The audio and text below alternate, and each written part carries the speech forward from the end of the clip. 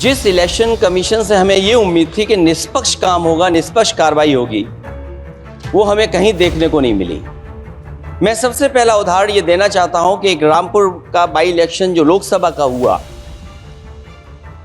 जब लोकसभा का चुनाव बाई इलेक्शन रामपुर का हो रहा था, तो भारतीय जनता पार्टी की सरकार के मुख्यमंत्री जी और पूरी भारतीय जनता पार्टी ने यह तय किया था कि समाजवादी पार्टी यहां से नहीं जीतेगी, यहां से भारतीय जनता पार्टी जीतेगी। वोटिंग के दिन, जिस दिन वोट पड़ रहा था, उस दिन हम लोगों ने देखा कि किस तरीके से पुलिस और पूरा प्रशासन इस बात पे लगा हुआ था कि कोई भी वोटर घर से न निकले। रामपुर का बाई इलेक्शन हमने ऐसा देखा जहां पर पूरा पुलिस प्रशासन, भारतीय जनता पार्टी की सरकार ये कोशिश में लगी थी कि मतदाता बाहर ना निकले। और ये जो लोग कुछ कह रहे हैं, इलेक्ट्रॉनिक की बात और टेक्नोलॉजी की बात कर रहे हैं, मैं उनसे कहना चाहता हूं कि भारत और जर्मनी की तुलना कर लें, भारत और अमेरिका की तुलना कर लें, भारत की और जापान की तुलना कर लें, हम कहां खड़े हैं। अगर वो संपन्न देश जो टेक्नोलॉजी में हमसे कई गुना आगे हैं, अगर वो स्वीकार नहीं कर रहे ईवीएम, तो आखिरकार हम ईवीएम को क्यों स्वीकार कर रहे हैं। 10,000 बिहार में बांट दिए। अभी सुना है कि बहुत सारी महिलाओं ने कई जिलों में आंदोलन किया है, वो 10,000 के वादे से मुकर रहे हैं लोग। और मुझे याद है कि जिस समय उत्तर प्रदेश में मैं फ्री मोबाइल देने जा रहा था, कैबिनेट से मैंने पॉलिसी पास की थी, लेकिन यही बीजेपी के लोग चिल्ला करके उसको कह रहे थे कि चुनाव को इन्फ्लुएंस करने के लिए ये पॉलिसी लेकर के आए हैं, ये बांटने जा रहे हैं, और उसको रोक लगवाने का काम इलेक्शन कमीशन से किसी ने किया था, तो वो भारतीय जनता पार्टी थी। इलेक्टोरल बॉन्ड की तो बात हम इसलिए नहीं करना चाहते हैं क्योंकि हमें तो मिला ही नहीं कुछ। अध्यक्ष महोदय, क्या बात करूं मैं इलेक्टोरल बॉन्ड। सबसे ज्यादा इलेक्टोरल बॉन्ड अगर किसी को मिले हैं तो सत्ता में बैठे हुए लोगों को मिले। दूसरा कांग्रेस को मिला। कांग्रेस ही हमारे मित्र ऐसे कि हमें नहीं बताते कहां से मिलता है। चुनाव आयोग निर्भीक हो, चुनाव आयोग सरकार के इशारे पे काम न करे, चुनाव आयोग निर्भीक हो, चुनाव आयोग एक विचारधारा के लोगों का गुट बनकर न रह जाए, चुनाव आयोग ईमान की लगाम कभी न छोड़े, चुनाव आयोग ये ऐतिहासिक जिम्मेदारी समझे कि उसकी आज की गलती देश के भविष्य की सदियों के लिए बर्बाद कर सकती है। माननीय श्री अखिलेश यादव जी,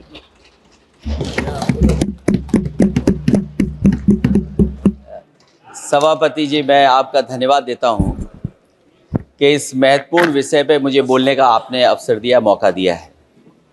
मैं सबसे पहले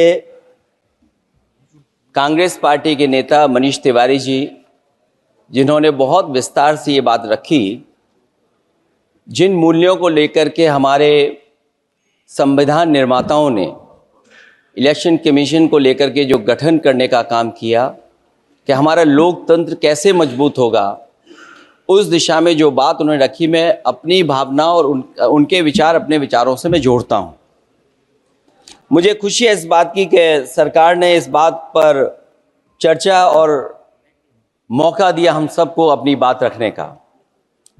अभी जब मैं भारतीय जनता पार्टी के माननीय सदस्य जी का सुन रहा था बात, तो वो बिहार का इलेक्शन और आने वाले भविष्य में जो उत्तर प्रदेश का इलेक्शन है उस पर भी काफी चर्चा कर रहे थे।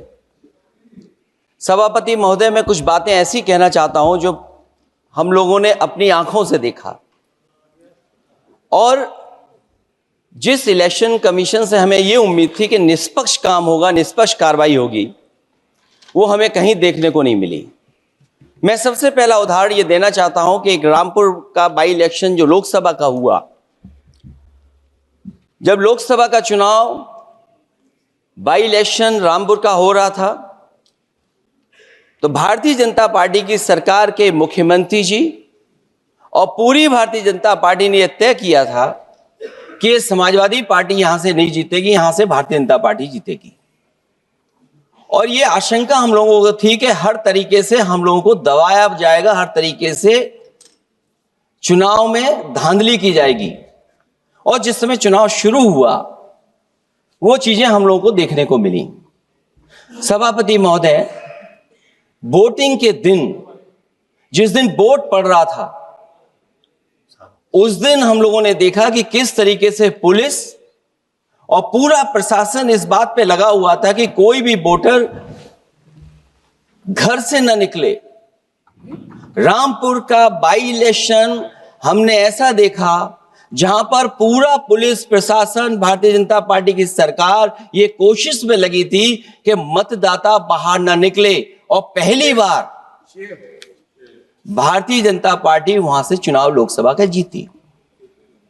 ये बाई इलेक्शन लोकसभा की बात कर रहा हूं मैं, और एक एक घटना की सूचना हम लोगों ने इलेक्शन कमीशन को दी है।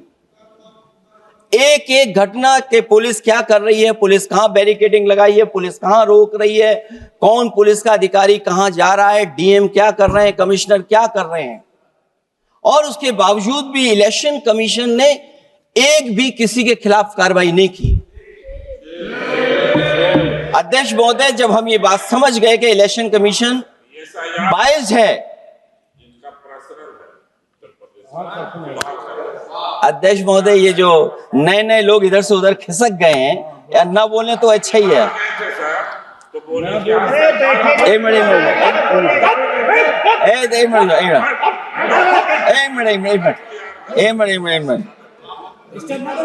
अध्यक्ष महोदय, पर अध्यक्ष महोदय, मेरा ये आग्रह है अखिलेश जी से। अध्यक्ष महोदय ये कुछ जानते नहीं है। अध्यक्ष महोदय, माननीय सदस्य कुछ जानते नहीं है, ये ना पढ़े लिखे हैं ना कुछ जानकारी रखते हैं। ये मैं ये कह रहा हूं, मैं ये बात इसलिए कह रहा हूं, ये अनपढ़ इसलिए हैं। अध्यक्ष महोदय, मैं ये बात इसलिए कह रहा हूं कि जो जो घटनाएं मैं बता रहा हूं, मैंने एक एक घटना इलेक्शन कमीशन को टैग किया है, एक एक वीडियो इलेक्शन कमीशन को दिया है, एक एक पत्र लिखा है इलेक्शन कमीशन को। अगर एक भी कार्रवाई की हो तो मुझे बता दें, अगर ये जानते हो। और दूसरा, मैं अध्यक्ष महोदय, मैं दूसरा बताना चाहता हूं आपको। अध्यक्ष महोदय, चुनाव जीते जाते हैं, हारे जाते हैं। कभी कोई चुनाव जीतता है, कभी कोई चुनाव जीतता है। एक समय था जब हम लोग कांग्रेस पार्टी से लड़ते थे, और एक समय आ गया कि जब हम आपसे लड़ रहे हैं। चुनाव कभी ये जीतते हैं, कभी वो जीतते हैं, कभी मैं जीतता हूं। एक समय था अध्यक्ष महोदय, मैं 5 लोकसभा का सांसद था यहां। इस बार हम लोग भारतीय जनता पार्टी को दूसरे नंबर करके सबसे 1 नंबर पे समाजवादी पार्टी आई। और अध्यक्ष महोदय, ये जहां से आपने कम्युनल पॉलिटिक्स शुरू की थी, जहां से आपने कम्युनल माहौल बनाया था देश में, उस अयोध्या से अगर कोई जीता है तो हमारे समाजवादी पार्टी के अवधेश जी जीत करके आए। ये चुनाव जीते जाते हैं, हारे जाते हैं, लेकिन जिस संस्था की जिम्मेदारी है निष्पक्ष रहना, वो आखिरकार संस्था निष्पक्ष क्यों नहीं है, सवाल ये है। और सवाल मैं यहां से उठाता हूं बाई इलेक्शन का। मैं 3 बाई इलेक्शन का उदाहरण देना चाहता हूं आपसे अध्यक्ष महोदय। नहीं, बाई इलेक्शन पर चर्चा नहीं हो रही। नहीं, मैं जब तक आप अध्यक्ष महोदय चीज जानोगे नहीं, अगर मैं एग्जांपल नहीं दूंगा कि इलेक्शन कमीशन क्या कर रहा है, तो अब मैं रिफॉर्म क्या मांग करूंगा। अध्यक्ष महोदय, जब तक मैं घटना नहीं बताऊंगा, मैं पहला बाई इलेक्शन बताना चाहता हूं। ओके, मानिए आपका नंबर आएगा। अगर आप रिफॉर्म पे बात कर रहे हैं तो आपको घटनाएं क्या हुई वो बात तो करनी पड़ेगी। अध्यक्ष महोदय, मैं बाई इलेक्शन मिल्कीपुर की बात करना चाहता हूं। बाई इलेक्शन मिल्कीपुर जो अयोध्या क्षेत्र में आता है। इलेक्शन कमीशन को हम लोगों ने शिकायतें की, यहां धांधली होने जा रही है, चुनाव को हराया जाएगा। वहां की सरकार ने मिलकर के किस अधिकारी को पोस्ट करना है, किसको प्रिसाइडिंग ऑफिसर बनाना है, और हम लोगों ने रंगे हाथ पकड़ा लोगों को। एक व्यक्ति को पकड़ा, वो 6 वोट के डाल के आ रहे थे। एक व्यक्ति को पकड़ा जो दूसरी विधानसभा से थे। एक मंत्री जी भाग गए जो हजारों लोगों को लेकर के उस विधानसभा में आए हुए थे। तो ये बातें मैं इसलिए बता रहा हूं कि अगर हमें रिफॉर्म करना है तो रिफॉर्म तभी संभव है जब हमारा इलेक्शन कमीशन निष्पक्ष होगा। इसलिए अध्यक्ष महोदय, मैं कांग्रेस पार्टी के सुझाव से सहमत हूं कि पहला सुझाव उन्होंने दिया है, और हम समाजवादी पार्टी के लोग भी ये मानते हैं कि जो इलेक्शन कमीशन के अपॉइंटमेंट का जो तरीका है वो तरीका बदला जाए। वो कम से कम ऐसा हो, पारदर्शी हो, निष्पक्ष हो, दिखे कि हमारी भी कुछ भागीदारी है। क्योंकि जो व्यवस्था पहले थी उस व्यवस्था को अगर बदलने का काम किसी ने किया तो भारतीय जनता पार्टी ने किया है। इस व्यवस्था को बदलने का जो सुझाव कांग्रेस पार्टी की तरफ से है, उस सुझाव से हम सहमत हैं। दूसरा सुझाव जो कांग्रेस पार्टी ने दिया है, थोड़े दिनों बाद सुधार आया है कांग्रेस में, इसके लिए हम उनको धन्यवाद और बधाई देते हैं। उन्होंने कहा, और अध्यक्ष महोदय मेरा भी सुझाव है कि इलेक्शन बैलेट पेपर से होना चाहिए, और इसलिए होना चाहिए कि बहुत प्रश्न लग रहे हैं, बहुत उंगली उठ रही है, इलेक्ट्रॉनिक चीजों पे बहुत सवाल खड़े हो रहे हैं, और केवल भारत के अंदर लोकतंत्र में नहीं, दुनिया के लोकतंत्र में। और ये जो लोग कुछ कह रहे हैं इलेक्ट्रॉनिक की बात और टेक्नोलॉजी की बात कर रहे हैं, मैं उनसे कहना चाहता हूं कि भारत और जर्मनी की तुलना कर लें, भारत और अमेरिका की तुलना कर लें, भारत की और जापान की तुलना कर लें, हम कहां खड़े हैं। अगर वो संपन्न देश जो टेक्नोलॉजी में हमसे कई गुना आगे हैं, अगर वो स्वीकार नहीं कर रहे ईवीएम, तो आखिरकार हम ईवीएम को क्यों स्वीकार कर रहे हैं। अगर उन देशों में लोकतंत्र है और बैलेट से वोट पड़ रहा है, तो यहां पर भी बैलेट से वोट पड़ना चाहिए। और जो मेरी जानकारी जहां तक पहुंचती और जानकारी है मुझे, वो जानकारी ये कहती है कि जर्मनी में अगर आप ईवीएम से वोट डालेंगे तो वो अनकॉन्स्टिट्यूशनल माना जाएगा। सोचो, जर्मनी जैसा देश बैलेट पेपर से वोट डलवा रहा है, तो आखिरकार भारत जैसा देश हम बैलेट पे क्यों नहीं जा रहे हैं। जो रिफॉर्म की बात आई है, सबसे पहला सवाल यही है कि रिफॉर्म का मतलब क्या होता है। जब कोई चीज अपने मूल रूप स्वरूप में होती है तो उसे फॉर्म कहते हैं। जो वो मूल फॉर्म को खो बैठती है तो डिफॉर्म हो जाती है, और फिर उसी मूल फॉर्म में ले जाने का जो प्रयास होता है वो रिफॉर्म कहलाया जाता है। अध्यक्ष महोदय, सवाल ये भी है कि रिफॉर्म की जरूरत क्यों पड़ी, हमारी चुनावी प्रक्रिया खराब क्यों हुई, उसे खराब किसने किया। किसी भी चीज के खराब होने के दो कारण होते हैं, एक ये कि उसे बाहरी लोगों ने खराब किया, और एक ये कि उसके अंदर से ही किसी ने खराब किया या किसी ने अपने स्वार्थ के लिए करवाया। तो अध्यक्ष महोदय, आज ये अजीब हालत है कि बाहर से ज्यादा चुनावी प्रक्रिया अंदर से खराब हुई है। और ये उदाहरण इसलिए मैं देना चाहता था बाई इलेक्शंस के और लोकसभा के इलेक्शन का, क्योंकि जिस तरह की शिकायतें की गई थी अध्यक्ष महोदय, एक भी शिकायत पे कार्रवाई नहीं हुई। एक और मैं उदाहरण देना चाहता हूं, फर्रुखाबाद का चुनाव लोकसभा का, हालांकि और लोकसभा के चुनाव को मैं नहीं कहूंगा, लेकिन फर्रुखाबाद का लोकसभा का चुनाव जो पिछली बार 2024 में बड़े करीब से मैंने देखा। वहां के जिलाधिकारी, वहां का पुलिस का प्रशासन पूरे दिन लाठी चलाता रहा, और कभी लाइट जाती थी, कभी लाइट आती थी। जब हम लोगों ने जानकारी करने की कोशिश की कि आखिरकार क्यों हो रहा है, तो पता लगा कि उन्हें रिजल्ट बदलना है। तो उत्तर प्रदेश का इस तरह एक रिजल्ट नहीं बदला गया, कई जगह रिजल्ट बदला गया। हम इलेक्शन कमीशन के सामने खड़े रह गए कि इलेक्शन कमीशन को बताते रहे कि धांधली हो रही है, लेकिन इलेक्शन कमीशन ने कोई सुनवाई नहीं की। ये केवल लोकसभा में नहीं, मैं फिर लौट करके आता हूं, जितने भी बाई इलेक्शन हुए हैं वहां पर वोट चोरी अध्यक्ष नहीं हुई, वोट डकैती हुई है। और मैं फिर कहता हूं, जहां जहां आप लोग जीते हो बाई इलेक्शन में, अभी 27 भी आने वाला है, अगर एक भी लोग वो जो विधानसभा आप जीत करके दिखा देना, मैं on the floor of house कह रहा हूं अध्यक्ष महोदय, अगर निष्पक्ष चुनाव होगा तो एक भी भारतीय जनता पार्टी वहां पर सीट नहीं जीतने वाली है। दूसरा, कि जो समय समय पर पैसा आ जाता है अकाउंट में, ये लोकतंत्र को सबसे ज्यादा कमजोर कर रहा है। 10,000 बिहार में बांट दिए। अभी सुना है कि बहुत सारी महिलाओं ने कई जिलों में आंदोलन किया है, वो 10,000 के वादे से मुकर रहे हैं लोग। और मुझे याद है कि जिस समय उत्तर प्रदेश में मैं फ्री मोबाइल देने जा रहा था, कैबिनेट से मैंने पॉलिसी पास की थी, लेकिन यही बीजेपी के लोग चिल्ला चिल्ला करके उसको कह रहे थे कि चुनाव को इन्फ्लुएंस करने के लिए ये पॉलिसी लेकर के आए हैं, ये बांटने जा रहे हैं, और उसको रोक लगवाने का काम इलेक्शन कमीशन से किसी ने किया था, तो वो भारतीय जनता पार्टी थी। तो एक तरफ तो अपना पैसा दे रहे हैं आप, दूसरी तरफ कोई जनता के लिए अगर कोई पॉलिसी लेकर के आ रहा है उसको रोकना चाहते हैं। ये भेदभाव अगर किसी ने देखा है तो हम लोगों ने देखा। फिर तीसरा, हम चाहते हैं कि मीडिया का जो रोल है चुनाव में, कुछ बात हम लोगों को समझ में नहीं आती। हमारे जो गरीब मतदाता हैं वो कभी कभी अध्यक्ष महोदय हमसे पूछते हैं कि आप तो टीवी पे आते हैं और चले जाते हैं, कुछ लोग टीवी पे आते हैं फिर जाते ही नहीं है, ये कारण क्या है? अगर इलेक्शन के समय पर हम पॉलिटिकल पार्टीज को स्पेस अगर बराबर नहीं मिलेगा तो शायद चुनाव निष्पक्ष नहीं होंगे। इसलिए अध्यक्ष महोदय, आपके माध्यम से मेरा सुझाव यह भी है कि चाहे वो प्राइवेट हो चाहे सरकारी हो, मीडिया में बराबर का कहीं ना कहीं हम लोगों को भी स्पेस मिलना चाहिए।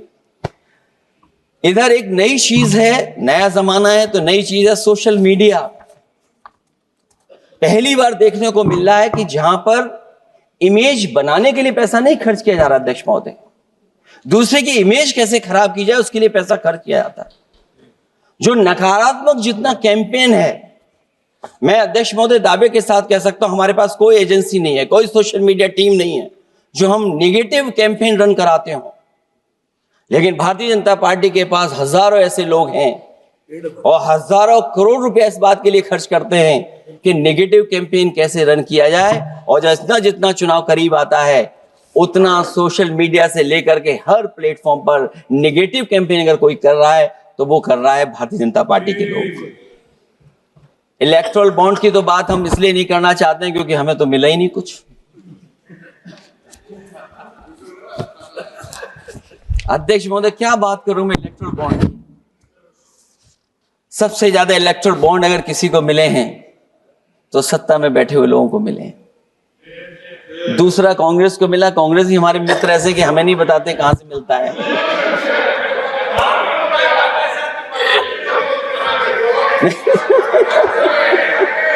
अध्यक्ष महोदय, सबसे ज्यादा चुनावी खर्चा इनके पास, दूसरा खर्चा इनके पास। हम लोगों का भी तो कोई ख्याल रखे अध्यक्ष महोदय, वो आप बता देना। तो ये जो इलेक्ट्रॉन बॉन्ड वाला जो खेल है अध्यक्ष महोदय, ये तो दिखाई देने वाला खेल है। उसमें सोचिए कहां हम लोग टिकेंगे, कहां रीजनल पार्टीज टिकेंगी। इसलिए अगर ये तरीका चुनाव होगा, खर्चा कैसे कम हो, इस पे भी इलेक्शन कमीशन को सोचना चाहिए कि ये खर्चा कैसे कम किया जाए। जहां तक एसआईआर की बात है, जो एसआईआर यूपी में चल रही है, अभी तक 10 लोगों की जान जा चुकी है। बीएलओ जो गांव-गांव जाने की और गली-गली जाने के लिए जिनको काम मिला है, उसमें लगभग 10 लोगों की जान जा चुकी है। 9 लोगों की हमारे पास सूची है। मुरादाबाद में बीएलओ सर्वेश सिंह ने फांसी लगा ली, उन पर काम का बोझ था। 29 नवंबर में बिजनौर में बीएलओ शोभा रानी को हार्ट अटैक हो गया। 29 नवंबर देवरिया लेखपाल आशीष कुमार ड्यूटी के दौरान तबियत बिगड़ी और फिर उनके बाद मृत्यु हो गई। फतेहपुर में लेखपाल सुधीर कुमार ने शादी के एक दिन पहले फांसी लगा ली। और इस परिवार से तो मैं खुद मिला था जाकर के। अध्यक्ष महोदय, जब परिवार के लोगों से बातचीत हुई तो उन्हें यह बताया उन्होंने कि इतना काम का बोझ था उनके ऊपर, अधिकारी इतना दबाव बना रहे थे कि वो क्या करते। और जो इलेक्शन कमीशन ने अध्यक्ष महोदय कहा कि हम ट्रेनिंग देंगे बीएलओ को, मैं ये दावा कर सकता हूं कि उत्तर प्रदेश के बहुत कम बीएलओ को ट्रेनिंग मिली होगी। और यहां मैं कह सकता हूं कि एक भी बीएलओ को ट्रेनिंग नहीं दी गई जो देनी चाहिए थी। और जो बीएलओ लगाए गए हैं उनका पूरा परिवार लगा हुआ है कि कैसे भी अपने बीएलओ जो परिवार के सदस्य हैं उनकी मदद पहुंचाएं।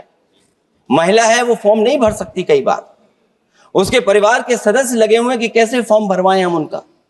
तो 9 लोगों की जान गई है। हमने अपनी पार्टी की तरफ से तो 2 लाख रुपए की मदद की है। हमारी मांग होगी कि चुनाव आयोग और इस लोकतंत्र को मजबूत करने के लिए जो मदद होनी चाहिए 1 करोड़, और उनको सरकारी नौकरी मिलनी चाहिए। धांधली कैसे होती है, चुनाव होने से पहले ही वोट कट जाते हैं। हमारे राजीव राय जी बैठे होंगे माननीय सदस्य, वो किताब लाए हैं कि नहीं लाए हैं? चुनाव घोषित नहीं हुआ वहां पर, लेकिन सरकार के लोगों ने मिलकर के वोट पहले ही काट दिया। अध्यक्ष महोदय, वहीं से दिखा दो, ये लिस्ट है। अगर एक भी इसमें गलत हो तो बता दीजिए, एक भी गलत हो अध्यक्ष महोदय। चुनाव हुआ नहीं, उससे पहले इलेक्शन कमीशन ने वोट काट दिए। और कितने वोट काटे हैं? 15,000 वोट काटे हैं। और 2027 के 22 के चुनाव में मैंने आरोप लगाया था कि इलेक्शन कमीशन ने जानबूझ करके और सरकार के लोगों ने मिल करके उत्तर प्रदेश में हर विधानसभा में वोट काटे थे और चिन्हित कर करके वोट काटे थे। और ये चिन्हित किया था कि ये समाजवादी पार्टी का वोट कौन है जिसको काटा जाए, और हजारों की संख्या में वोट काटे थे। और जब इलेक्शन कमीशन से हम लोगों ने शिकायत की तो उन्होंने एफिडेविट मांगे थे। मैंने हजारों लोगों के एफिडेविट दिए थे अध्यक्ष महोदय, और ये कहा था कि ये जिंदा थे। 17 में वोट डाला उन्होंने और 22 में जाकर के उनका वोट कट गया है। लेकिन किसी भी अधिकारी के ऊपर अभी तक इलेक्शन कमीशन ने कोई कार्रवाई नहीं की। इसलिए सुधार की ये प्रक्रिया चुनाव आयोग से ही शुरू होनी चाहिए। चुनाव आयोग को निम्नलिखित बातों का सुधार करना ही होगा अध्यक्ष महोदय। चंडीगढ़ में कैमरे के सामने की चोरी पर, बंदूक तानकर वोटरों को वोट डालने से रोकने पर, उपचुनाव में चुन चुनकर एक अधिकारी पोस्ट करने पर, जीतने के बाद भी सर्टिफिकेट बदल देने पर, चुनाव आयोग को हमारे द्वारा दिए गए हजारों एफिडेविट प्राप्त न होने की झूठी बात पर, जबकि हमारे पास जमा करने की रसीद है, वॉशिंग मशीन फार्मूले पर जिसमें एक दिन पहले का भ्रष्टाचारी अगले दिन भद्राचारी हो जाता है और ऊंचे पद पर बैठा दिया जाता है, सत्ताधारियों के पैसे बांटने पर पकड़े जाने पर, सिद्धांतहीन राजनीति पर भी होना चाहिए, चुन चुनकर पीडीए के वोट काटने पर भी होना चाहिए, नकली वोटर से वोट डलवाने पर भी, नकली आधार कार्ड बनाकर चुनावी खेल करने पर, एक वोटर के द्वारा कोई वोट डालने पर, चुनाव के दौरान योजना चलाकर घूस देने पर। और अध्यक्ष महोदय, मैं ये जरूर कहना चाहूंगा कि जब वन नेशन वन इलेक्शन की बात हो रही है और अभी सत्ता पक्ष के माननीय सदस्य ने कहा कि वो एक वोटर लिस्ट भी करा देंगे, ये बात मैं कह दूं अध्यक्ष महोदय, उन्होंने ये कहा कि वन नेशन वन इलेक्शन तो होगा ही होगा, लेकिन एक वोटर लिस्ट भी एक होगी। हमें उम्मीद है कि वोटर लिस्ट एक होगी और वोटर कार्ड ऐसा बने। अभी तक तो हम आधार कार्ड के लिए मांग करते थे। देश के प्रधानमंत्री जी कहते हैं कि हम तो कई समस्याओं का समाधान कर चुके हैं, सेल्फ एफिडेविट, सेल्फ अटेस्टेड अगर आप दे देंगे डेट ऑफ बर्थ तो हम स्वीकार कर लेंगे। लेकिन अब सुनने में आ रहा है यूपी में आधार ही को स्वीकार मान ही नहीं रहे हैं उसको। आधार जैसा कार्ड जो जिसमें सब कुछ डॉक्यूमेंटेड है, आपके फिंगर्स हैं, आपकी आई है, आपका पूरा डिटेल है, उसके बाद भी आप आधार को नहीं मान रहे। इसका मतलब ये एसआईआर नहीं है, ये अंदर ही अंदर एनआरसी वाला काम कर रहे हैं। क्योंकि हमने उत्तर प्रदेश में सुना है कि वहां के मुख्यमंत्री जी कह रहे हैं कि हम डिटेंशन सेंटर बना रहे हैं। भाई एसआईआर में जिसका नाम नहीं उसके लिए डिटेंशन सेंटर की जरूरत है? इसका मतलब अध्यक्ष महोदय, जो काम ये खुल के नहीं कर सकते थे एनआरसी, वो काम ये एसआईआर के बहाने कर रहे हैं। तभी ये कभी कभी कहते हैं घुसपैठियां हैं और डिटेंशन सेंटर बन रहे हैं। दरअसल सबसे बड़े सुधार की जरूरत यह है कि लोकतंत्र में फिर से भरोसा जगाया जाए। ईवीएम को हटाकर बैलेट से चुनाव कराए जाएं। चुनावी धांधली होने पर तय समय सीमा में कार्रवाई हो।